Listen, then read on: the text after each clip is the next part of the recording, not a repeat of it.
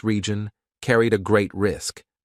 However, the fact that the first operation performed had a successful result was celebrated with great enthusiasm in Israel.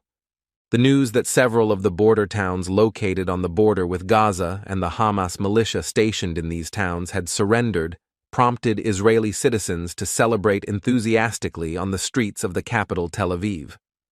While these celebrations were going on, intense aerial deconflictions between Israeli and Hamas forces were also continuing.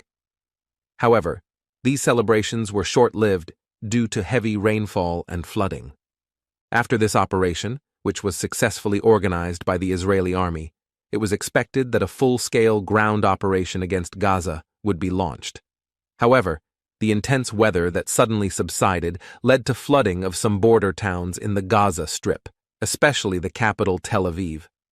Thus, the Israel Defense Forces decided to postpone the full-scale ground operation for a very short time. It seems that this ground operation launched by the Israeli army against Gaza has caused a major crisis within the Iranian government. Iranian President Ibrahim Raisi held a meeting with Saudi Arabia, which they consider an enemy after 7 years. Ibrahim Raisi, who had a telephone conversation with Saudi Crown Prince Mohammed bin Salman, made an assessment of the situation about Israel and Gaza.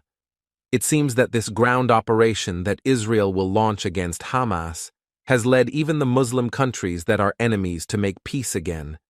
Do you think the Saudi Arabian government, which has stated that they have ended the normalization process with Israel, would dare to open a war against Israel by cooperating with Iran?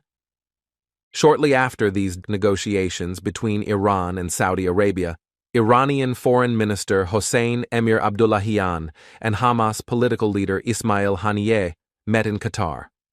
The two sides met in Doha, the capital of Qatar, and made an agreement to continue cooperation. Hamas leader Ismail Haniyeh expressed that the Islamic world and Arab countries should take responsibility after this meeting and called for the establishment of a Muslim union.